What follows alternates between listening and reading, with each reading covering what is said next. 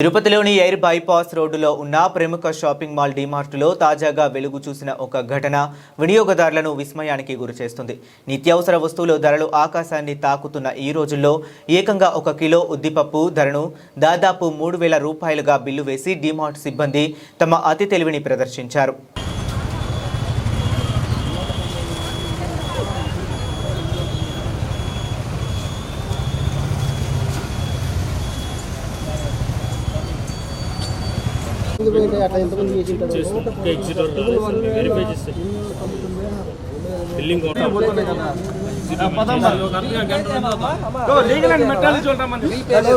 అయిపోయింది మొత్తం అయిపోయిన తర్వాత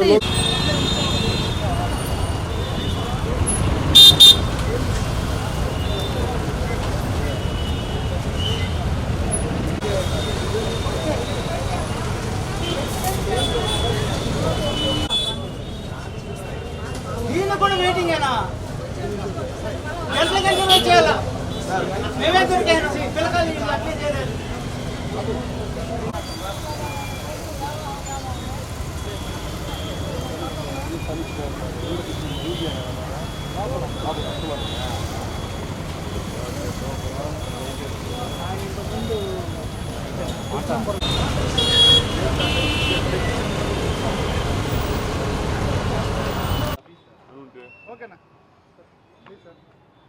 పవిత్ర పుణ్యక్షేత్రం ధార్మిక క్షేత్రం అనేటువంటి తిరుపతిలో ఈ యొక్క కార్పొరేట్ సంస్థలు అయితే ఏవైతే ఉన్నాయో మరియు ముఖ్యంగా ఈ యొక్క వస్తువులు ఏదైతే అమ్ముతూ ఉంటారో సరుకులు ఏదైతే అమ్ముతూ ఉంటారో కార్పొరేట్ సంస్థలు డీమార్ట్ కావచ్చు లేదంటే రిలయన్స్ మార్ట్ కావచ్చు ఇంకోటి కావచ్చు ఆ విధంగా రిలయన్స్ మార్ట్లో ఈరోజు మా యొక్క డీమార్ట్లో మా యొక్క వైఫ్ ఈరోజు సరుకులు కొనడం 9,000 రూపాయలు కొనడం అయింది.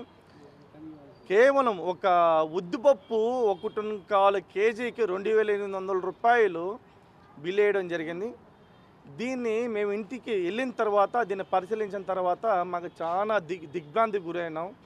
నేను గతంలో food corporation of India national మెంబర్గా పనిచేసినాను. గతంలో కూడా అనేక రకాలుగా ఫిర్యాదు డీమార్ట్ మీదకు వచ్చున్నాయి, అదేవిధంగా రిలయన్స్ మార్ట్ మీద వచ్చున్నాయి. గతంలో ఉన్నట్టు ఫిర్యాదులు కూడా మేము state vigilance and monitoring task force కూడా ఇచ్చినాము, ఈడీ ఎన్ఫోర్స్మెంట్ కూడా ఇచ్చినాము.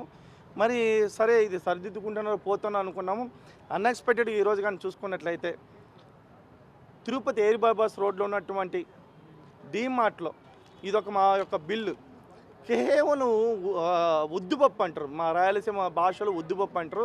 ఆ ఉద్దిపప్పు 1.25 కేజీకి 2,900 రూపాయలు వేసినారు. మరి ఇది ఎక్కడ న్యాయం?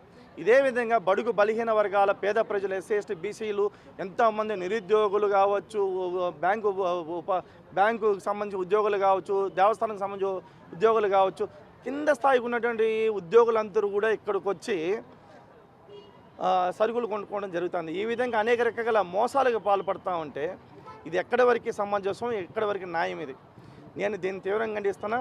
ఇప్పుడే నేను లీగల్ అండ్ మెట్రాలజీ ఆఫీసర్ కూడా ఫోన్ చేసిన, ఫోన్ బిజీగా వస్తుంది. జాయింట్ కలెక్టర్ గారు మీటింగ్లో ఉన్నారు.